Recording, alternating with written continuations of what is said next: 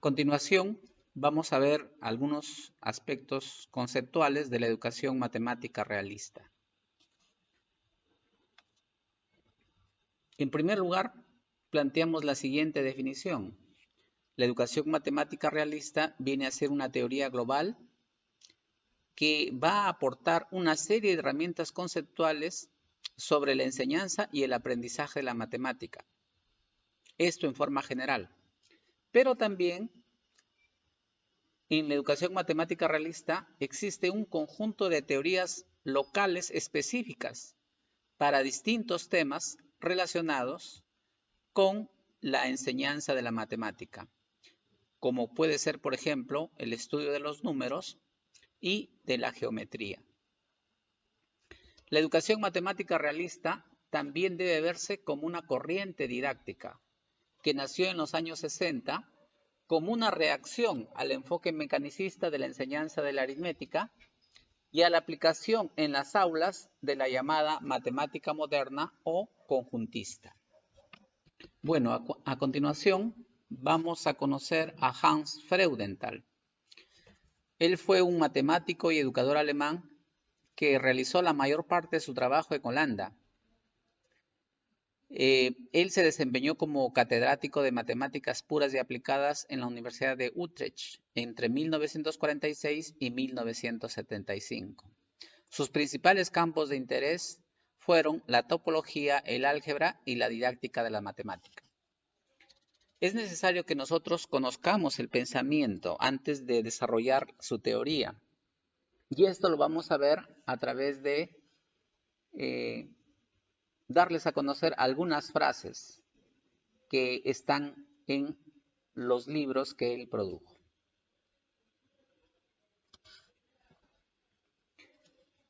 Vamos a ver esta primera frase que me parece que es de mucha actualidad.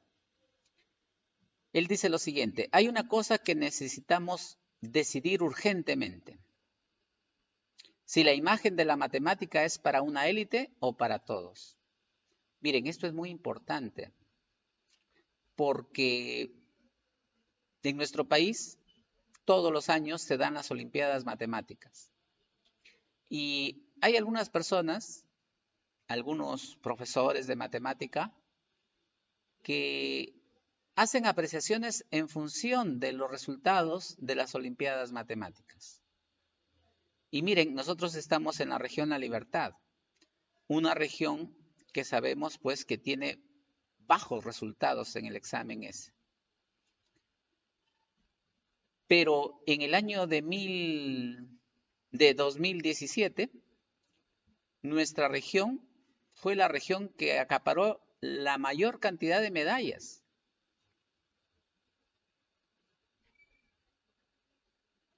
Y entonces aquí vemos que hay una discrepancia, hay una incoherencia de repente, ¿no? Como por un lado, nuestra región tiene unos resultados bastante mediocres en las pruebas de la S y en lo que podría ser la élite, ¿no?, de los estudiantes de matemática, llegan a tener muy buenos resultados, superiores a las de otras regiones, ¿no?, como Lima, por ejemplo. Y entonces, la idea es de qué matemática estamos hablando. Los muchachos que resuelven, que pasan a la etapa de UGEL, por ejemplo, en las Olimpiadas de Matemática, estoy seguro que deben sacar satisfactorio, deben estar en condiciones de resolver casi todas las preguntas de la prueba S. ¿Y qué será pues de los que llegan hasta lo último, ¿no?, hasta la fase nacional? Incluso los que se van a nivel internacional tienen un conocimiento pues muy superior. Pero eso no significa que los estudiantes de La Libertad tengan un buen desempeño en matemática. Y eso lo muestra los resultados de la S. Entonces, aquí nosotros es donde vemos esta situación. Lo que podríamos decir es que el alumno que compite en la Olimpiada Matemática es la élite. Y la pregunta que nos haríamos es, ¿nosotros trabajamos desde las aulas en las instituciones educativas para esa élite? Por mi experiencia yo les diría que no. Yo he tenido una experiencia con muchachos de ese nivel y ellos no lo necesitan al profesor, no lo necesitan al profesor de la institución educativa. En la mayoría de los casos son autodidactas. Y cuando los muchachos ya empiezan a entrar en los torneos, que ustedes deben saber que hay desde primaria, en ese caso, por ejemplo, nosotros vemos que ellos ya se van forjando. Incluso participan en talleres de verano, que algunos se dan en Lima, donde desarrollan mejor su competencia matemática. Entonces, ellos están en un nivel superior. Les estoy hablando, muchachos, que están en primero o segundo año de secundaria. Están por un nivel superior incluso al del docente. Pero nosotros deberíamos articular nuestro trabajo en función de estos muchachos, que en realidad son muy pocos. Yo pienso que no. Yo pienso que se debe trabajar en una matemática para todos. En las instituciones educativas públicas se debe trabajar en una matemática para todos. Y cuando estamos hablando de una educación matemática para todos, estamos hablando de una educación matemática para médicos, para ingenieros, para contadores, para abogados, para comerciantes, para amas de casa. A eso nos estamos refiriendo con una educación matemática para todos. Porque la matemática que dominan estos muchachos de las Olimpiadas los debe llevar al campo de las ciencias puras. No es para un ingeniero,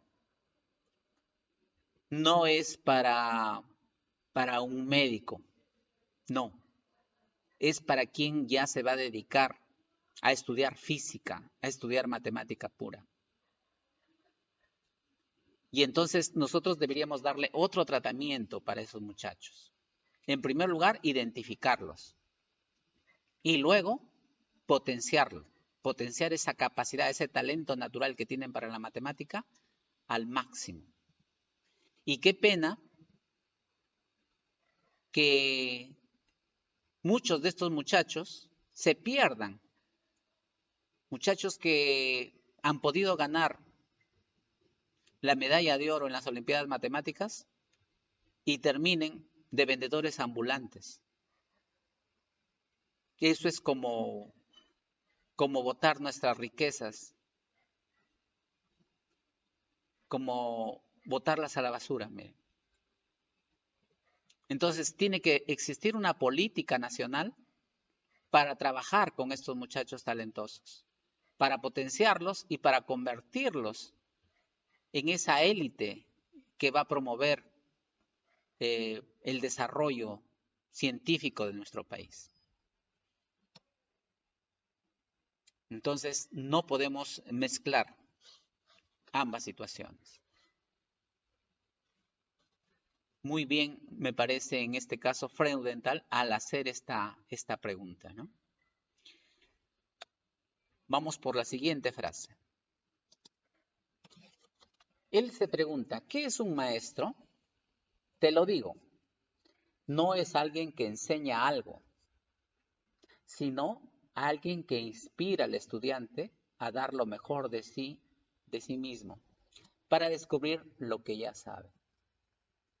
¿Mm? Muy, muy, muy poderoso este pensamiento de Freudenthal. Y prácticamente nos está asignando un rol en el aprendizaje de los estudiantes. Inspirar. Poder detectar el potencial del estudiante. Y sobre todo esto, ¿no? Dice descubrir lo que ya sabe.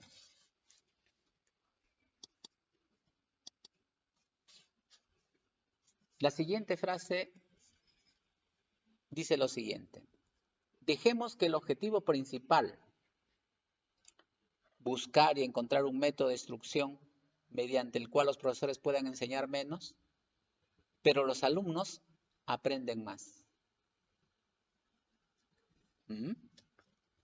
Miren, esto debería ser un objetivo del método de instrucción. Que los profesores enseñen menos, pero que los alumnos aprendan más. Y bueno, ustedes deben saber pues que él ha trabajado mucho con las teorías de Montessori, por ejemplo, de Crowley, de Dewey, y por lo tanto tiene esta idea de que muchos aspectos de la matemática el alumno lo tiene que, lo tiene que descubrir. Y no se trata pues de darle a conocer. Es algo que él ya conoce.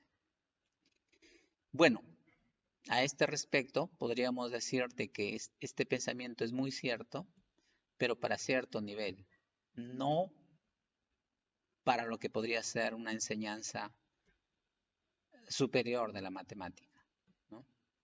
Está bien para el nivel primario e inicial, por ejemplo.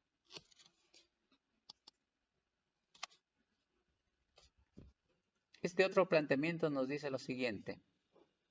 El maestro ofrece orientación aquí y allá, pero el factor principal, la fuerza motriz en su relación y trabajo juntos, es el compromiso y el deseo de aprender del estudiante. Enseñar es como navegar. El viento y las velas dan movimiento al barco. Tu papel como profesor es dirigir y guiar.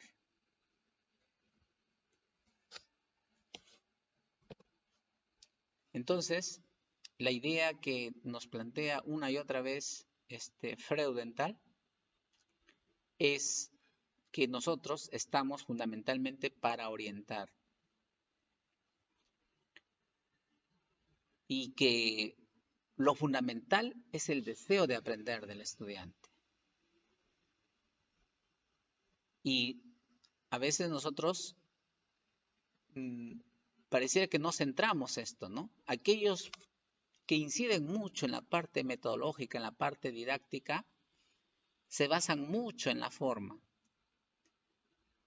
y quieren pues que el maestro sea un sabelotodo en la parte de lo que es por ejemplo, que pueda hacer un material, que pueda elaborar un conjunto de estrategias, de pasos para que el alumno entienda, ¿no?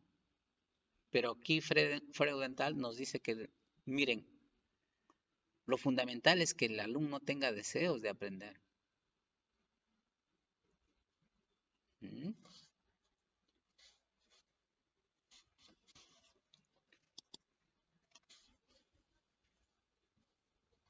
Bueno, entonces, el aprendizaje, nos dice Freudenthal, no es el producto de la enseñanza. El aprendizaje es el producto de la actividad de los estudiantes. ¿Mm? Y finalmente, pasamos al último, la última frase de Freudenthal, en la que nos dice, los niños aprenden mejor cuando les agrada su maestro y cuando ellos sienten que le agradan al maestro. Miren, una idea muy fuerte, ¿no? Para decirnos la necesidad que tiene el maestro de ser empático con los estudiantes. La necesidad que tiene el maestro de sentir amor por sus estudiantes. Y que este sentimiento se haga explícito. Esto es muy importante, porque miren, cuando se llega a esta situación, cuando se llega a tener esta relación, el alumno se compromete con su aprendizaje, a tal punto que él siente que decepcionaría a su maestro, lo haría sentir mal, lo haría sentirse frustrado si es que él no aprende. Entonces, esta idea que tiene es fundamental y es algo que yo siempre lo he dicho, ¿no? De que ningún un factor es más determinante para una buena enseñanza en general, no solamente de la matemática, el amor que el docente tiene por el estudiante. Y ese amor que lo lleva a querer potenciarlo, a querer que salga lo mejor del estudiante, que se desarrolle al máximo. Eso es fundamental. Y cuando uno parte de eso, empieza a investigar, empieza a probar qué es lo que ayuda mejor al estudiante a aprender.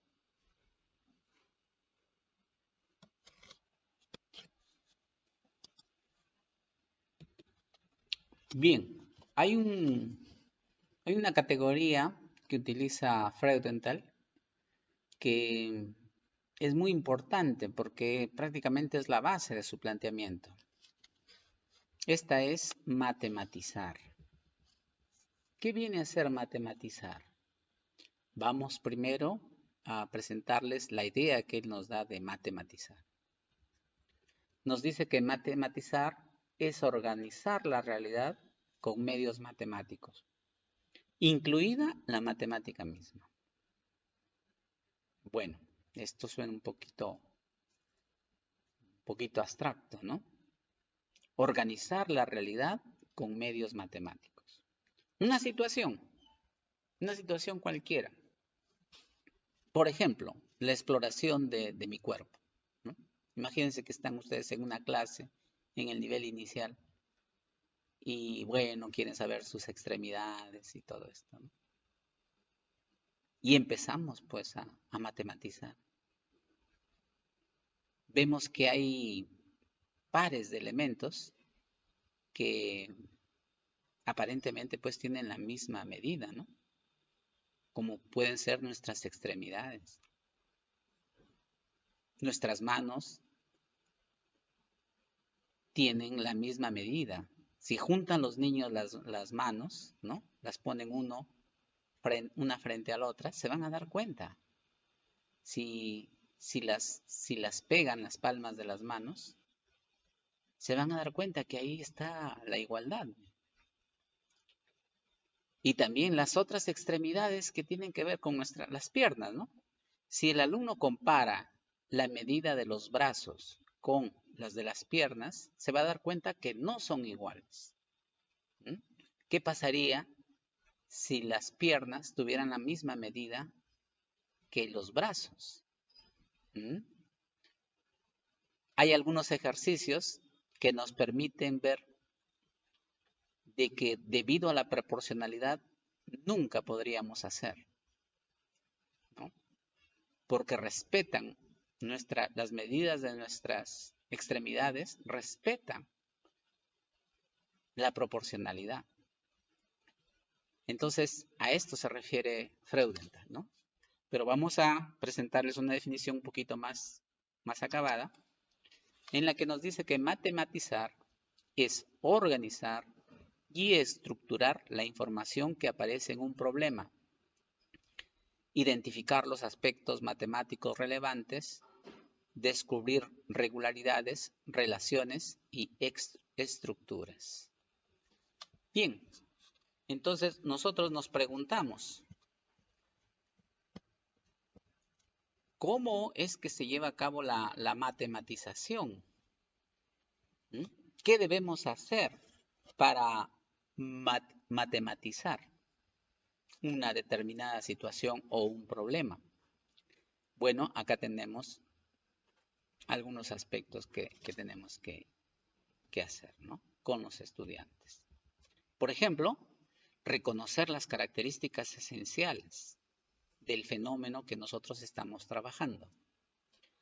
Descubrir también características comunes, como les había dicho, ¿no? Los brazos tienen la misma medida, o sea, en pares, ¿no? Brazos y piernas tienen la misma medida. También ejemplificar ideas generales es otra forma de matematizar. Encarar situaciones problemáticas, ¿no? Buscar atajos, abreviar estrategias y simbolizaciones. Y también reflexionar acerca de la actividad matematizadora. Esto que vendría a ser como una especie de metacognición, que ya Freudenthal lo estaba trabajando. A continuación, vamos a presentarles en un primer momento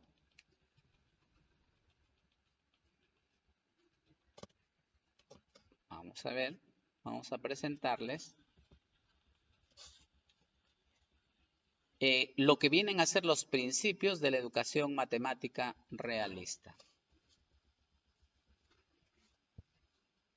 ¿Cuáles son estos principios? Son 5 principios y lo tienen acá. Principio de realidad, principio de reinvención guiada, el principio de niveles, el principio de interacción y finalmente el principio de interconexión. A continuación, vamos a hablar en forma extensa de cada uno de ellos. A continuación, veamos el principio de realidad. Freudenthal nos dice que para que el docente enseñe a matematizar, es necesario que éste involucre a los estudiantes en actividades de organización de situaciones problemáticas en contextos realistas, que promuevan el uso de sus conocimientos informales, su experiencia y su sentido común. Entonces, miren, acá lo que el estudiante, a partir de una situación de contexto, lo que va a hacer es, en primer lugar, usar sus conocimientos informales que tiene. Por ejemplo, en lo que les había estado comentando anteriormente, acerca de la proporción de las extremidades. Él no lo tiene formalizado como proporción, pero sí sabe, por ejemplo, lo que es igualdad. Sí sabe que podríamos establecer entre una pierna y un brazo, podríamos de repente, al hacer una operación, establecer una constante de proporcionalidad. En este primer momento no es formal, como dice Freudenthal, ¿no? Y también usa su sentido común, que no es necesariamente, pues, matemático. Ahora Freudenthal nos plantea lo siguiente acerca del contexto, ¿no? Un contexto es rico en tanto provoca el proceso de matematización, dando lugar a una multiplicidad de situaciones problemáticas. Y entonces eso es lo que vendría a ser una de las tareas del docente, ¿no? Buscar contextos ricos en los cuales el estudiante esté en condiciones de llevar a cabo el proceso de matematización. Y ustedes se darán cuenta que conforme nosotros vamos avanzando de los niveles inferiores hacia los superiores de la educación matemática, pareciera que se redujera el espectro, porque una cosa es trabajar pues con las operaciones fundamentales, ¿no? Y otra cosa, por ejemplo, es la trigonometría, ¿no? Muchas veces cuando se hace la planificación y se busca situaciones problemáticas, ¿no? De contexto, y dice, pero ¿y aquí cómo lo enseñan? Esto también lo sufren, por ejemplo, los profesores de CIT. Una vez en una reunión que tuvimos de especialistas, decía, miren, todos estos problemas que han planteado están muy bonitos, pero yo ¿cómo hago para trabajar el tema del magnetismo en función de esto? Entonces, cuando los temas a desarrollar vienen siendo ya de un nivel más abstracto, más concreto, ¿no? De un mayor nivel matemático, es más difícil que encontremos pues contextos de la realidad donde podamos trabajar, donde el estudiante pueda matematizar a partir de esas situaciones, pero en el que llegue a conocer, ¿no?, un determinado objeto matemático.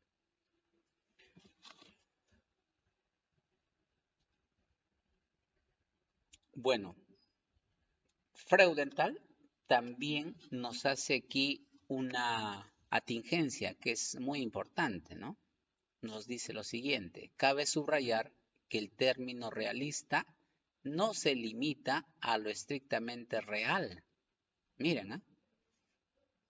Estamos hablando de realidad y Freudenthal nos dice que no es estrictamente real o propio del mundo físico. O sea, no es algo que necesariamente lo tengamos que percibir a través de nuestros sentidos.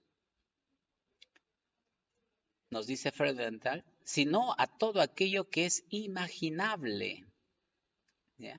A todo aquello que es imaginable, representable o que tiene sentido para los estudiantes.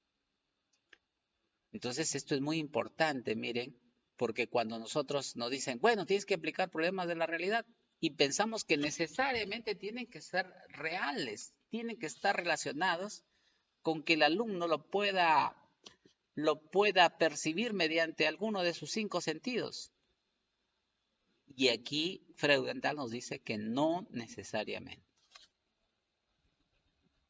El último aspecto tiene que ver con los contextos. Nos dice Freudenthal que los contextos pueden surgir tanto de experiencias de la vida cotidiana como del mundo mental o incluso de la matemática misma. Ustedes deben saber, por ejemplo, que las famosas cónicas, su estudio, el estudio de sus propiedades, se ha hecho sin que tengan aplicación a la solución de un problema. Ahora nosotros conocemos cómo el uso de las propiedades de la cónica permite, por ejemplo, lo que es la transmisión de la información, ¿no? Tenemos, por ejemplo, las antenas parabólicas, que es una cónica, ¿no? Pero en su momento no tuvieron esa aplicación. Sin embargo, los griegos trabajaron con estos objetos matemáticos. Nos dice Freudenthal, estos contextos se constituyen tanto en puntos de partida como en dominios de aplicación de la actividad matemática. Asimismo, que un contexto sea o no realista depende de la experiencia de los alumnos y de su capacidad de imaginarlo o representarlo. Por ejemplo, en el caso de un estudiante ya de 5º año de secundaria, podemos pensar que este contexto realista puede estar altamente matematizado, puede tener un gran nivel de abstracción. ¿Por qué razón? Porque como nos dice en este apartado, depende de la experiencia de los estudiantes. Y no va a ser lo mismo un contexto realista para un alumno de primaria que para un alumno de los últimos años de secundaria. Y mucho menos, pues, para un alumno de la universidad.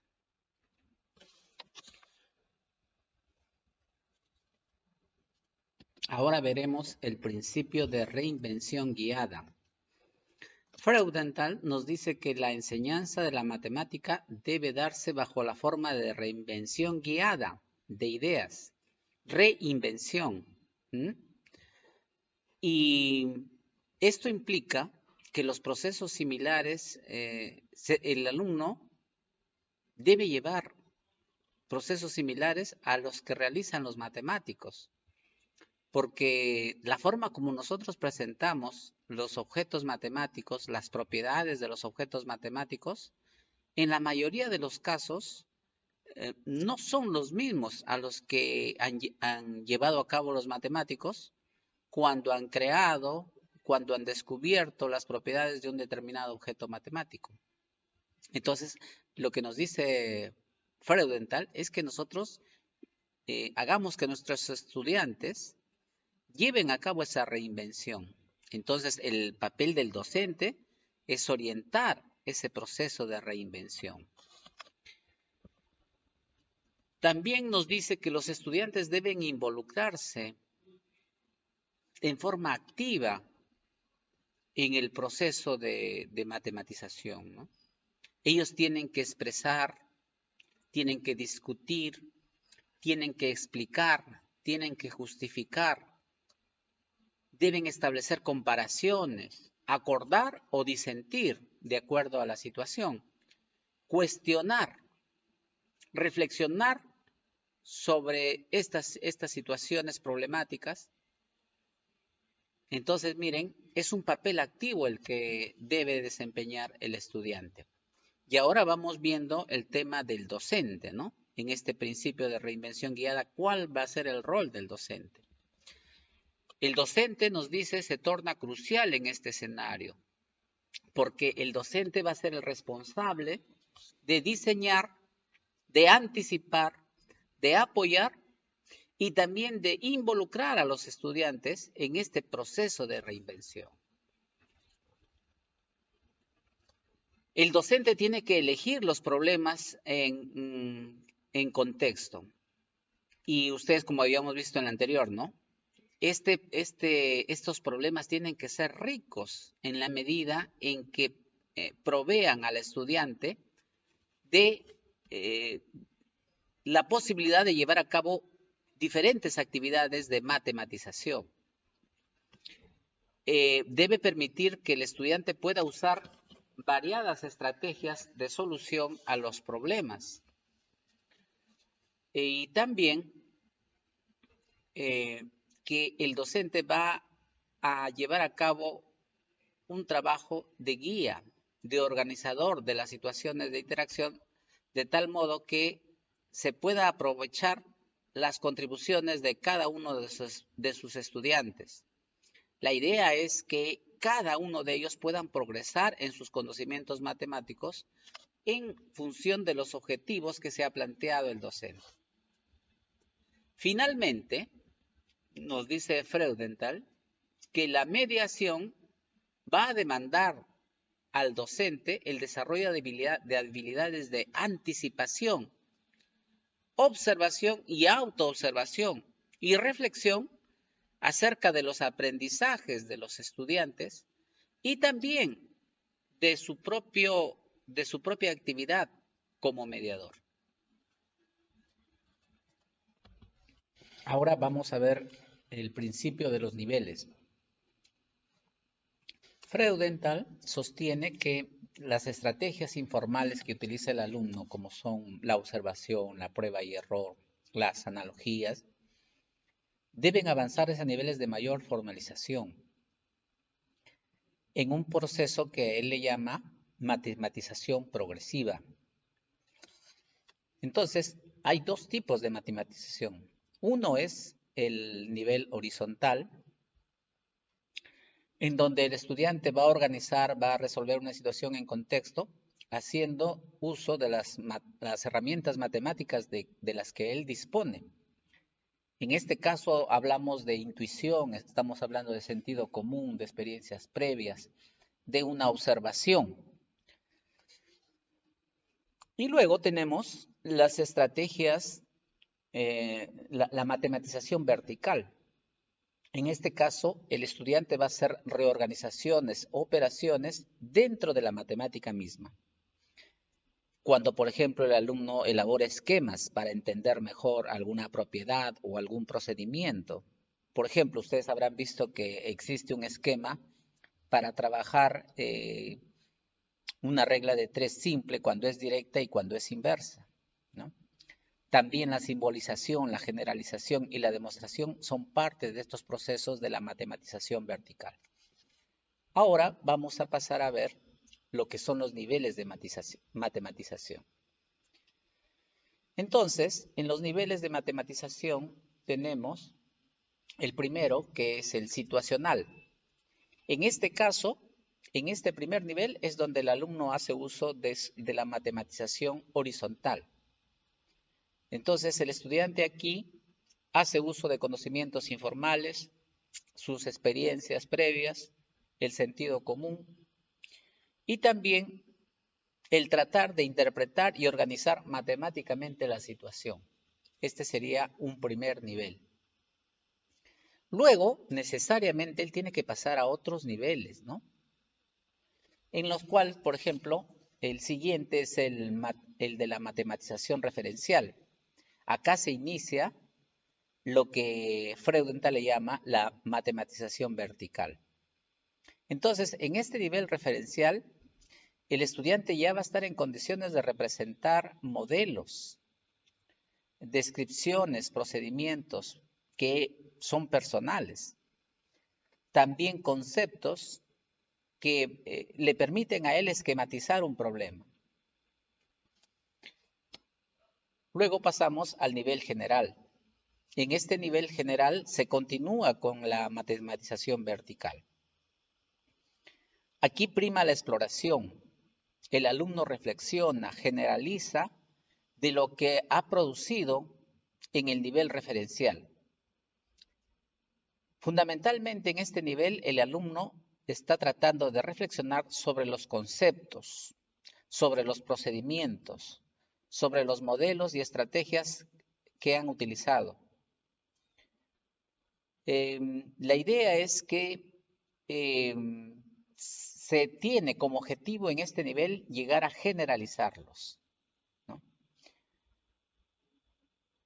Entonces, en función de esta generalización, él va a poder resolver problemas análogos, problemas que tengan la misma estructura, las mismas características.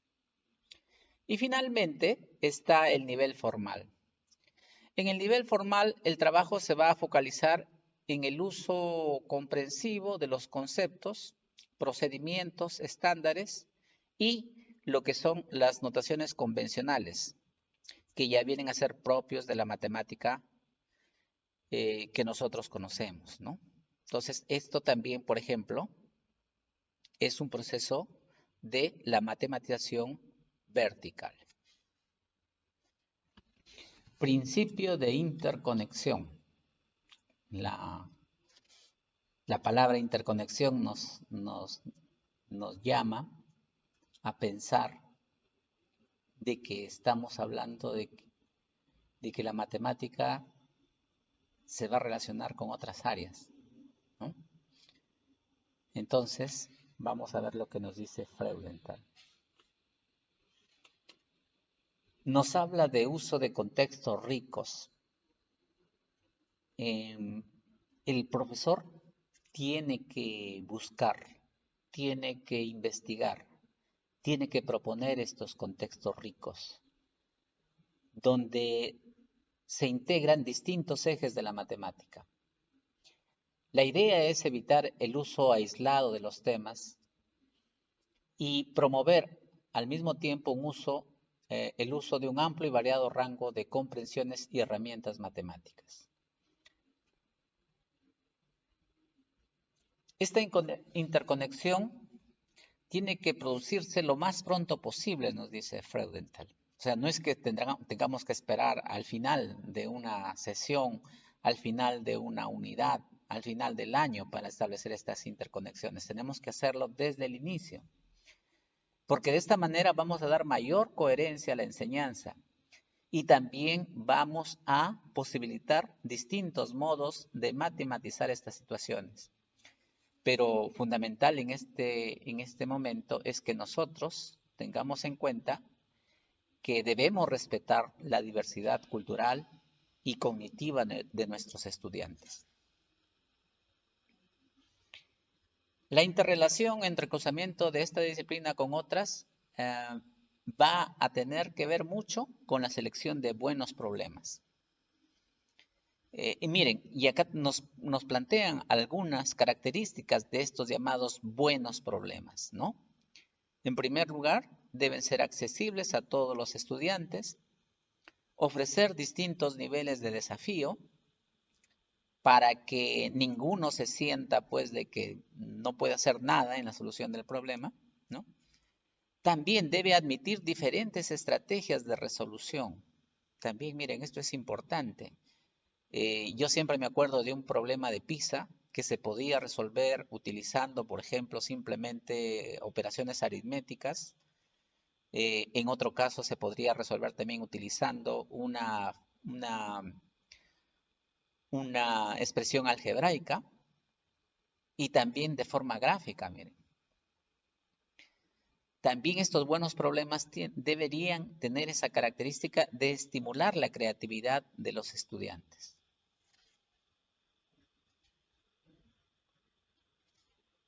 Bien, ahora sí pasamos a lo que vendrían a ser las herramientas conceptuales en la educación matemática realista.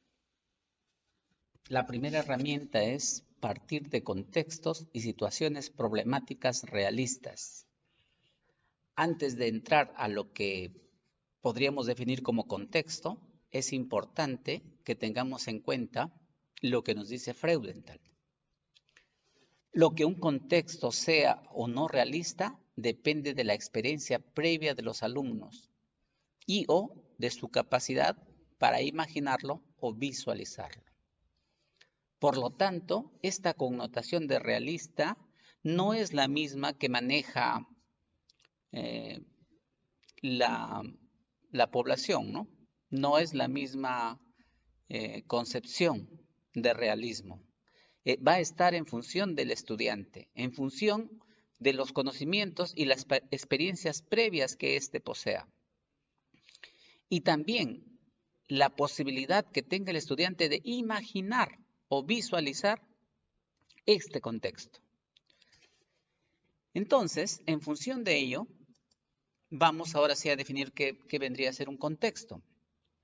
Un contexto es un evento, una proposición o una situación derivada de la realidad, la cual es significativa, o sea, hace sentido para el estudiante, o la puede imaginar y conduce, o sea, no es simplemente de que esté derivada de la realidad, sino de que la pueda imaginar. Y la idea es que este contexto debe conducir al estudiante a usar métodos matemáticos desde su propia experiencia. Ahora vamos a ver algunas características de los contextos realistas. ¿Qué pasa con los contextos realistas? Pero en el sentido de realismo que nos propone Freudenthal. En primer lugar, son puntos de partida en el proceso de enseñanza y aprendizaje. La idea es que deberíamos partir, cuando vamos a llevar a cabo la enseñanza de nuestra área, partir de contextos realistas. Promueven el uso del sentido común y movilizan los conocimientos informales de los alumnos y la creación de modelos. Estamos hablando en este momento del proceso de matematización horizontal. Un contexto realista debe de ser interesante para el estudiante. Los contextos realistas son abiertos, admiten el uso de variadas estrategias y también la posibilidad de más de una solución. Los contextos deben constituirse en objetos de trabajo. En eso consiste, pues, el proceso de matematización. Y otro aspecto importante es que deben ser usados en profundidad, de tal manera que el estudiante tenga la oportunidad de llevar a cabo los procesos de matematización. Otra herramienta conceptual de la educación matemática lo constituyen los modelos. Entonces, acá lo que se pide al docente es que utilice modelos de la propia actividad matemática de los estudiantes. Un modelo es un intermediario a través del cual una realidad va a ser idealizada o simplificada con el fin de volver susceptible a un tratamiento matemático formal. Las características que deben tener los modelos son las siguientes, ¿no? En primer lugar, tienen que estar enraizados en contextos realistas. En segundo lugar, deben tener una flexibilidad suficiente para que puedan ser aplicados en un nivel más avanzado o más general, de acuerdo a las características del estudiante. También deben ser viables. Ahora vamos a darles a conocer lo que vendría a ser una definición de lo que se llegó a conocer como la fenomenología didáctica. En esta parte, Freudenthal nos dice que la fenomenología didáctica es un método que consiste en investigar primero las diversas manifestaciones y usos de un determinado objeto matemático en la realidad, como pueden ser, por ejemplo, las fracciones, las razones, las funciones, las proporciones, los ángulos. Esto lo van a tratar como fenómenos en la vida real, considerando cuáles van a ser las referencias que tienen estos fenómenos en el lenguaje cotidiano. Algunos ejemplos de modelos son los siguientes: esquemas, diagramas, algoritmos, modalidades de notación, situaciones paradigmáticas o simplemente materiales didácticos manipulables. Otra herramienta conceptual clave de la teoría de Freudenthal es el reconocimiento del papel clave que desempeña el docente como guía y organizador de la interacción. Él al inicio nos plantea de que, acuérdense del primer nivel, ¿no? Se plantea la reinvención guiada. La idea de que el estudiante tiene que seguir los pasos a los mismos que han utilizado los matemáticos en el proceso de producción del conocimiento matemático. Pero para que se lleve a cabo este proceso, pues el docente tiene que estar en condiciones de guiar a los estudiantes para que ellos mismos puedan reinventar el conocimiento matemático que ya es un patrimonio de la humanidad. Miren, para llevar a cabo el proceso de matematización, tanto horizontal como vertical, es fundamental la negociación implícita, la discusión, la cooperación entre los estudiantes, pero también la evaluación de lo que es este proceso de construcción del aprendizaje. En todos estos procesos, el docente desarrolla un papel fundamental. La idea es que el docente motive, incentive para que los estudiantes puedan explicar, puedan justificar, puedan acordar o también disentir, puedan cuestionar las alternativas, incluso las soluciones que se obtienen, ¿no? Reflexionar sobre esto. Entonces, concluimos en que el docente tiene un papel definido como mediador entre los alumnos y las situaciones problemáticas, entre los alumnos entre sí, entre los alumnos con el conocimiento formal también. La última herramienta conceptual que trabajamos es acerca de la matemática como actividad social que llevan a cabo los estudiantes. En este aspecto se habla de que mediante la reflexión colectiva se pueden llegar a niveles más altos de comprensión de la matemática. Las interacciones sociales que se dan entre el docente y el alumno y las horizontales que se dan entre pares, entre alumno y alumno, son un proceso clave en lo que vendría a ser la matematización. La idea también de que no se piense en trabajar con una clase homogénea en lo que vendría a ser las actividades de aprendizaje, sino en individuos que en función a sus conocimientos, a sus experiencias previas, siguen cada uno senderos propios.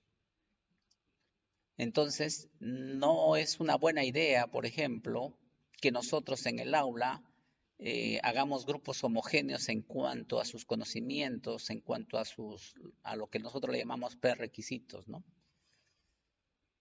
Porque Freudenthal está más cercano a las actividades que nos propone María Montessori, ¿no? En una aula Montessori pueden haber alumnos de distintas edades, trabajando cada uno en sus propios proyectos. Por último, debido a que los problemas se seleccionan de una manera que dan lugar a soluciones en las que se apela a diferentes niveles de comprensión,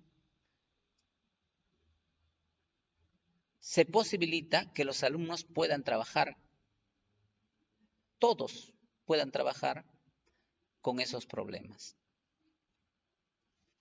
Ahora vamos a ver algunas desviaciones que se dan entre lo que es la matemática y el contexto. En primer lugar, es importante conocer lo que los docentes entienden por la realidad. ¿Qué es la realidad para los docentes? Ya sabemos que Freudenthal no tiene la misma concepción de la realidad como lo tenemos la mayoría de los docentes. Muchos de los docentes, cuando se les habla sobre la realidad, plantean ejemplos que son en los cuales se pueden percibir mediante los sentidos, ¿no?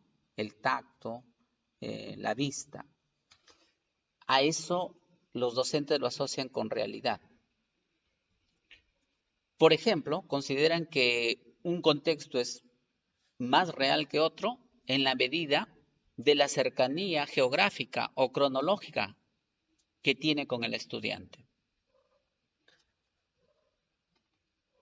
Esto nos lleva a que en algunos casos exista un entorno muy limitado.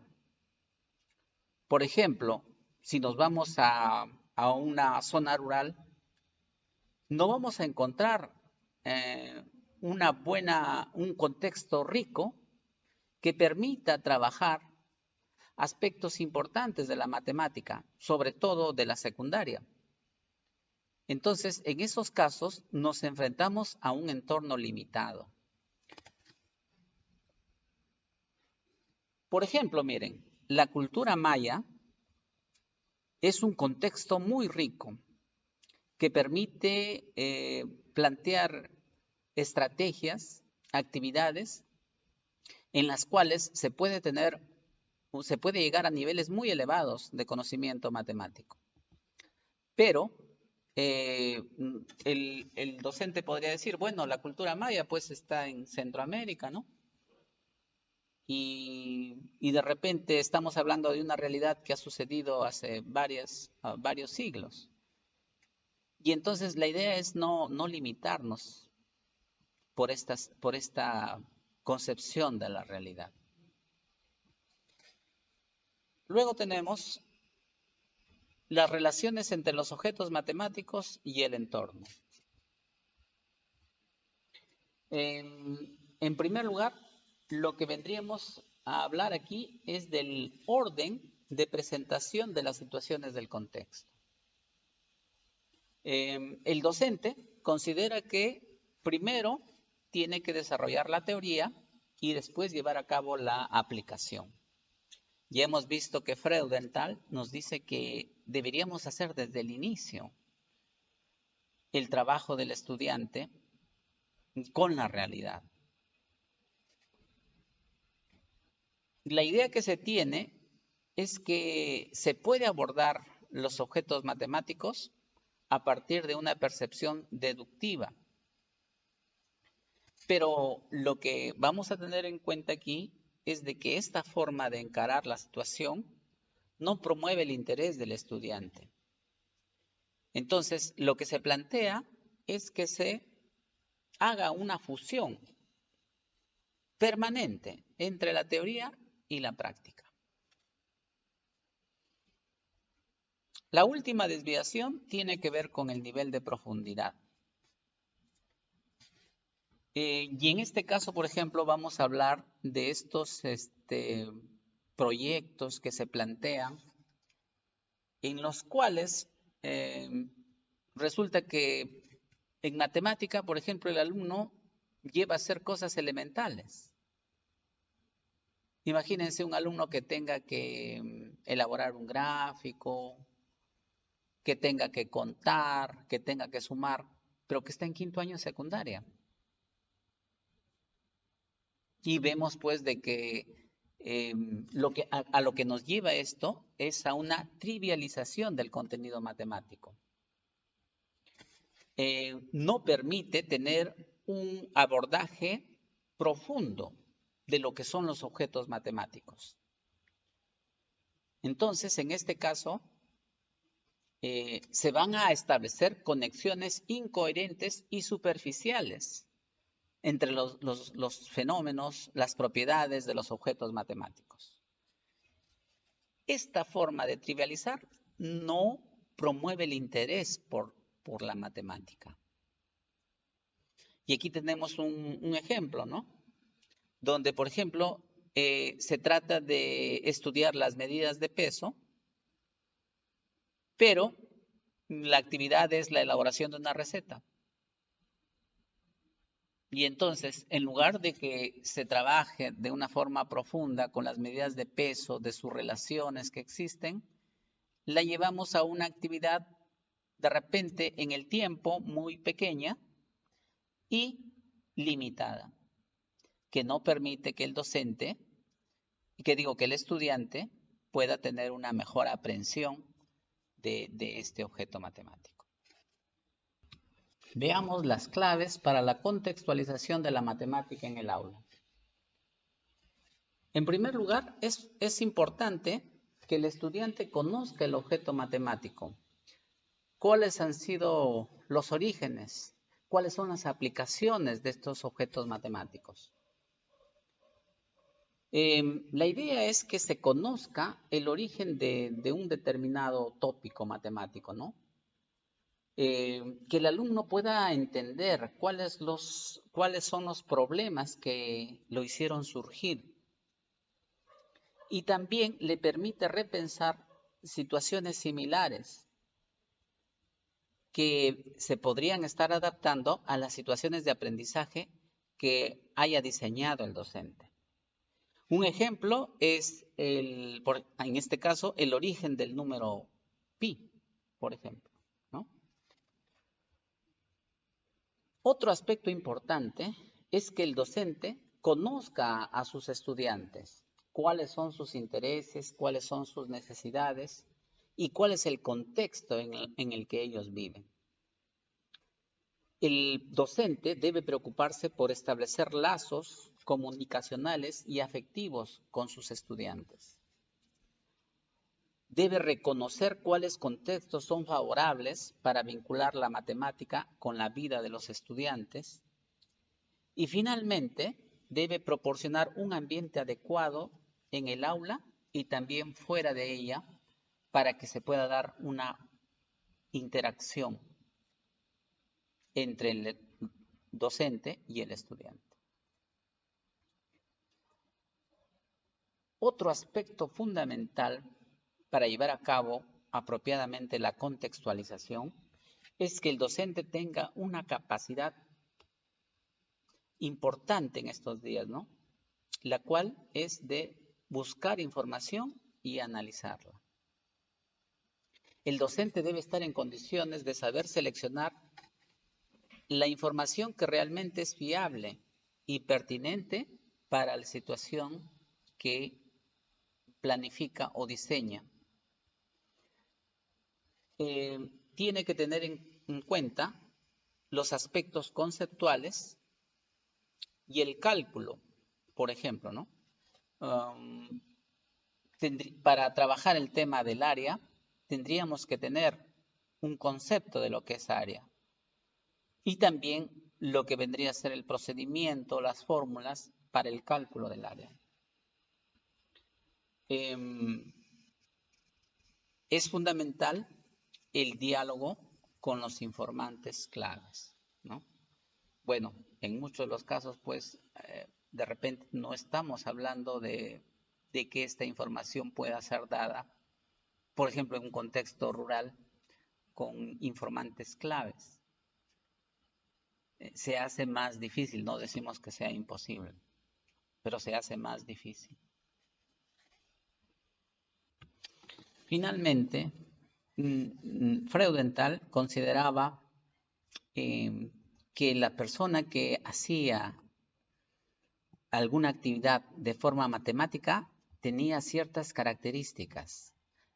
La actividad matemática necesita que el estudiante observe ciertos principios, ciertas características. Y entonces él lo planteó en estos cuatro aspectos, miren. La generalidad, la certeza, la exactitud y la brevedad. Él consideraba que la actividad matemática debería tener estas características. Y entonces, aquí planteamos lo que nosotros podríamos hacer para cada una de estas, ¿no? Por ejemplo, para la generalidad, el profesor debería llevar a cabo actividades donde el alumno pueda observar analogías, pueda clasificar, pueda estructurar. Por ejemplo, nosotros tenemos nuestras famosas clasificaciones de triángulos, de polígonos, de poliedros. Para la certeza, aquí es importante que el docente promueva la reflexión, la justificación de un proceso, por ejemplo, ¿no? También probar usando una manera sistémica, haciendo lo que se llaman los testeos, ¿no? Estableciendo conjeturas. Esto es para la certeza. Para la exactitud, el docente debería promover actividades donde el estudiante modelice, pueda simbolizar, pueda definir. Ojo que conceptualizar es un proceso inferior al de definir. Y finalmente, para la brevedad, la capacidad del estudiante debe estar orientado a actividades que le permitan simbolizar, esquematizar, desarrollar procedimientos estándar en las cuales él pueda llevar a cabo algunas supresiones, ¿no?, de procesos que de repente son innecesarios.